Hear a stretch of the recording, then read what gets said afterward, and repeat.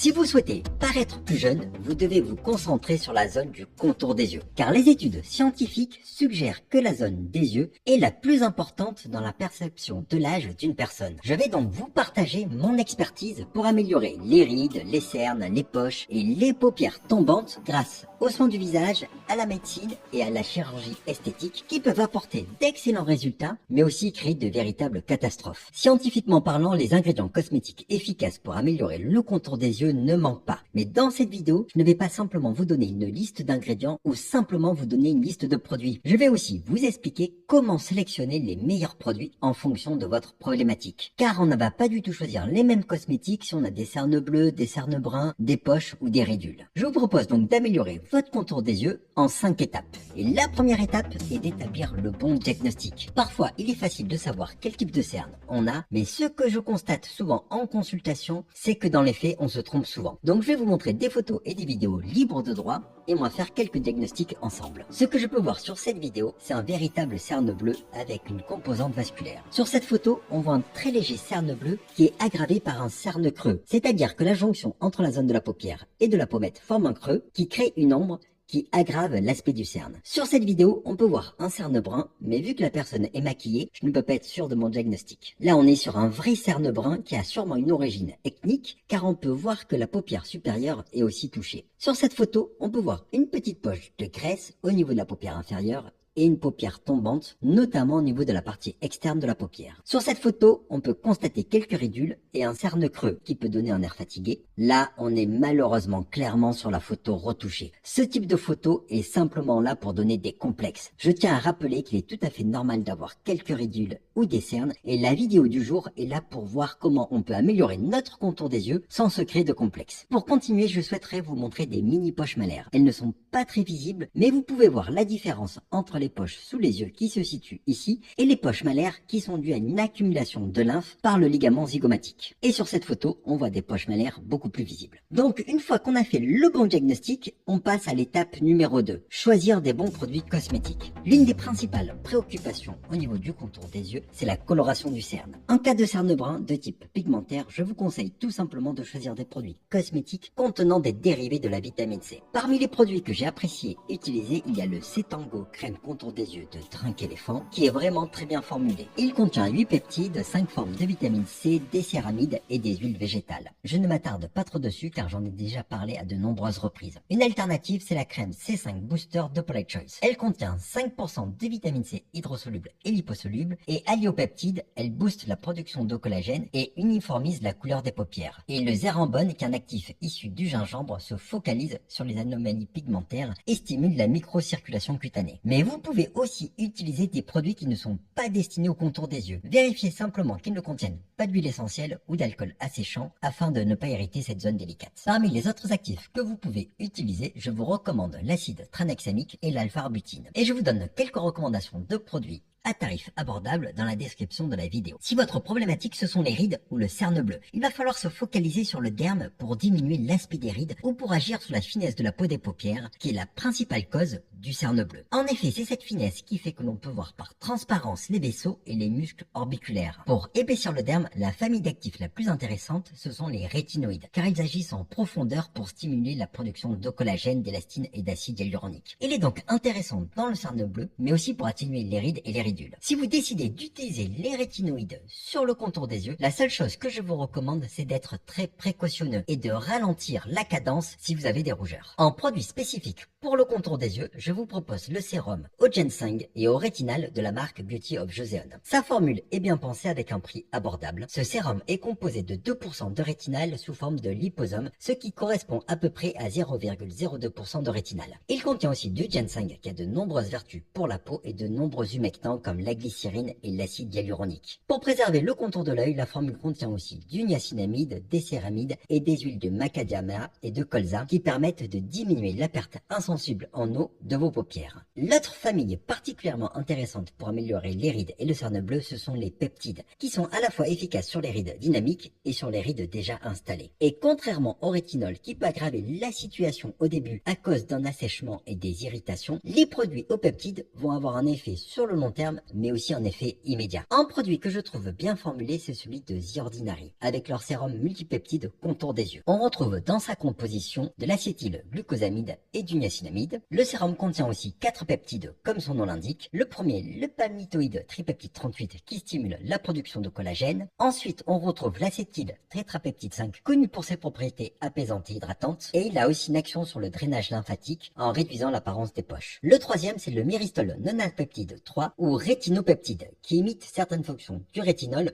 sans ses effets secondaires. Et le dernier, c'est le peptide surnommé SYNEC, qui aide à diminuer les rides d'expression. Ce sérum intègre aussi un duo de caféine et de GCG. Et le dernier composant notable, c'est de l'extrait d'écorce de frêne qui améliore le drainage lymphatique. Et la texture de ce sérum est assez agréable à l'application. Une alternative plus chère qui est plutôt destinée aux rides plus marquées, c'est le sérum contour des yeux de Nuance. On retrouve de très nombreux actifs anti-âge, comme des peptides, de l'ectoïne, des prébiotiques, de la caféine et de nombreux acides aminés qui vont aider à améliorer l'aspect des rides et des cernes bleues. Si votre problématique ce sont les poches sous les yeux, il est possible d'améliorer les poches sous les yeux grâce aux soins de la peau si elles sont dues à des œdèmes, c'est-à-dire une infiltration d'eau au niveau de la paupière inférieure. Si par contre les poches sont dues à une hernie graisseuse, il va être très difficile de les diminuer par les soins de la peau et il faudra se tourner vers de la médecine ou de la chirurgie esthétique. Quand on a des poches sous les yeux, la façon d'appliquer votre sérum est tout aussi importante que le choix de celui-ci. Une étude s'est penchée sur l'effet du froid et de la caféine sur les poches sous les yeux. Et le résultat de cette étude nous montre que toutes les personnes ont une amélioration des poches grâce au froid apporté par le sérum, qu'il y ait de la caféine ou pas dedans. Donc un conseil que je peux vous donner, c'est de mettre votre sérum contour des yeux au frais. Et concernant le gel de caféine, il y a une amélioration supplémentaire chez 23% des personnes. Et je pense aussi qu'il est essentiel d'effectuer des massages drainants lors de l'application de votre sérum contour des yeux. Parmi les sérums intéressants, il y a forcément la solution à 5% de caféine et à l'EGCG de The Ordinary, car elle coûte moins de 10 €. Si vous souhaitez rester dans les actifs qui contiennent de la caféine, mais cette fois avec une texture gel qui va un peu mieux maintenir le froid, le Minéral 89 de Vichy peut être une bonne option. Il contient principalement de l'eau volcanique de Vichy, de la caféine, de l'acide hyaluronique et du beurre de karité. Et pour un sérum plus complet, vous pouvez choisir le Fractionated Eye Contour de Niode. Ce sérum contient plus de 28 ingrédients actifs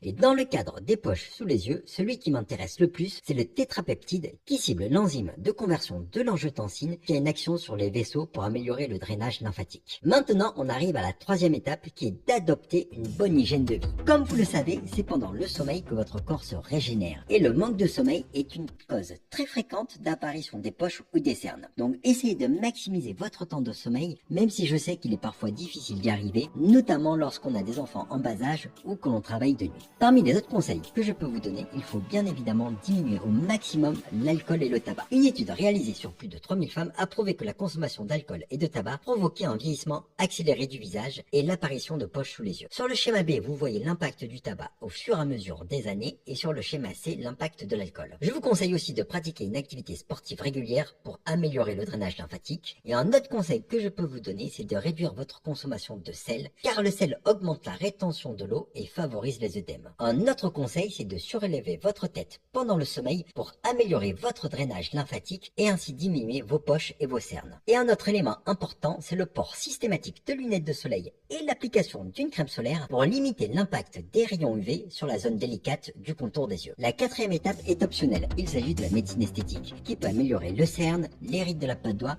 ou les rides du lion. Pour rappel, les injections de toxines botuliques permettent de diminuer la contraction des muscles et donc de diminuer les rides dynamiques du visage. Les injections de toxines botuliques marchent très bien au niveau des rides du lion ou des rides de la patte d'oie et donnent un résultat assez naturel. Parfois, les injections de Botox peuvent donner un aspect assez figé, mais cela est rarement dû aux injections des rides du lion ou de la patte d'oie, mais souvent à une injection des rides du front, car les muscles du front sont les seuls muscles capables de relever le sourcil. Et les injections de toxines botuliques au niveau des rides de la patte d'oie permettent d'améliorer un peu la paupière tombante en diminuant la contraction du muscle orbiculaire de la paupière qui est abaisseur de la queue du sourcil. Concernant les injections de la partie basse des rides de la patte d'oie, je vous les déconseille si vous êtes sujet à à des poches œdémateuses sous les yeux, car la toxine botulique va empêcher la contraction des muscles nécessaires au bon drainage lymphatique. Concernant l'injection du CERN, il s'agit d'une zone assez dangereuse qui ne doit être pratiquée que par des médecins bien formés. L'injection du CERN ne va pas permettre d'améliorer le cerne bleu ou le cerne brun, mais seulement le cerne creux. Au niveau de cette zone, le consensus c'est d'injecter de très petites quantités d'acide hyaluronique pour garder un aspect naturel. D'autant plus qu'au niveau de cette zone, l'acide hyaluronique peut rester de très nombreuses années et créer des poches qui peuvent être disgracieuses. Et je tiens à vous signaler que les injections au niveau de cette zone sont assez dangereuses, surtout si on fait des injections directement avec une aiguille, car la circulation sanguine se fait par le système carotidien interne. Et il existe un risque extrêmement rare, mais pas impossible de cécité, si malheureusement une injection se fait au niveau d'un vaisseau et que l'acide hyaluronique vient boucher l'artère centrale de la rétine. La cinquième étape consiste à aller encore plus loin et à envisager une chirurgie. Comme la quatrième étape, elle reste optionnelle. La chirurgie peut aider à améliorer les poches graisseuses sous les yeux, mais au final, une question que l'on peut se poser, c'est comment savoir si les poches sous les yeux sont dues à des œdèmes ou à de la graisse. Un moyen simple de le savoir, c'est que les poches sous les yeux sont plus importantes le matin au réveil si vous avez des œdèmes, alors que les poches causées par une hernie graisseuse sont stables